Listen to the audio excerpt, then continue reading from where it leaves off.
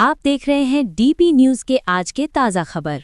चलिए जानते हैं बिहार और उत्तर प्रदेश समेत देश भर की बड़ी और असरदार खबरों को केवल 15 मिनट में विस्तार से। वीडियो को लाइक करें, चैनल को सब्सक्राइब करें और बेल आइकन हैं। मुख्यमंत्री कन्या उत्थान योजना के तहत होली के बाद पात्र छात्राओं के खातों में सहायता राशि भेजी जाएगी। उच्च शिक्षा को बढ़ावा देने के लिए अतिरिक्त बजट का भी प्रावधान किया गया है। किसानों की फार्मर आईडी अधूरी है, उनसे जल्द पंजीकरण कराने की अपील की गई है। कृषि यंत्रीकरण योजना के तहत ट्रैक्टर पर 40% और आधुनिक उपकरणों पर 80% तक सब्सिडी का प्रस्ताव रखा गया है। प्राकृतिक खेती को बढ़ावा देने के लिए जैविक उर्वरकों पर अनुदान की भी तैयारी है। लखपति दीदी योजना के तहत स्वयं सहायता समूह की महिलाओं को बिना ब्याज ऋण सुविधा दी जाएगी। ग्रामीण अर्थव्यवस्था को मजबूती देने के लिए डेयरी और पशुपालन क्षेत्र में 2 वर्षीय विशेष योजना लागू की जा रही है। दुग्ध उत्पादन बढ़ाने के लिए शीत भंडारण और प्रोसेसिंग यूनिट्स पर सब्सिडी दी जाएगी।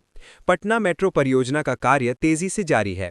भूमिगत सुरंग निर्माण में नई तकनीक का इस्तेमाल हो रहा है, जिससे राजधानी में ट्रैफिक जाम से राहत मिलने की उम्मीद है।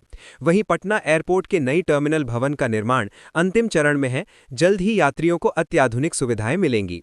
बिहार बोर्ड इंटर और मैट्रिक परीक्षा की कॉपियों का मूल्यांकन अंतिम चरण में पहुंच चुका है। छात्रों को जल्द परिणाम मिलने की संभावना है। शिक्षा ने श्रमिकों और किसानों के लिए कई बड़ी योजनाओं का ऐलान किया है। असंगठित क्षेत्र के कामगारों को हर माह पेंशन देने की योजना पर काम जारी है। गन्ना किसानों को प्रति क्विंटल अतिरिक्त भुगतान की घोषणा की गई है। प्रदेश में 25,000 पुलिस पदों पर भर्ती प्रक्रिया जल्द शुरू होने वाली है। युवाओं के लिए ये बड़ा अवसर माना जा रहा है। सरकारी विद्यालयों में स्मार्ट क्लास 2.0 लागू करने की तैयारी है, जिससे पढ़ाई डिजिटल और आधुनिक होगी। नोएडा इंटरनेशनल एयरपोर्ट से अंतर्राष्ट्रीय उड़ानों की शुरुआत को लेकर तैयारियां अंतिम चरण में है।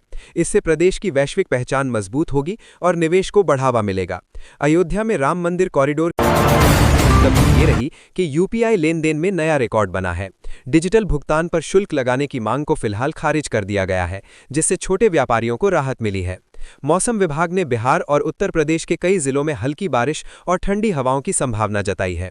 किसानों को फसल की सुरक्षा के लिए सतर्क रहने की सलाह दी गई है। आर्थिक मोर्चे पर सोना चांदी के दामों में गिरावट दर्ज की गई है। सर्राफा बाजार में निवेशकों की गतिविधि बढ़ी है। स्टार्टअप और औद्योगिक नीति को लेकर दोनों राज्यों में निवेश आकर्षित। प्रदेश और देश भर की बड़ी और असरदार खबरें विस्तार से। ऐसी ही ताज़ा और विश्वसनीय अपडेट के लिए जुड़े रहें। धन्यवाद।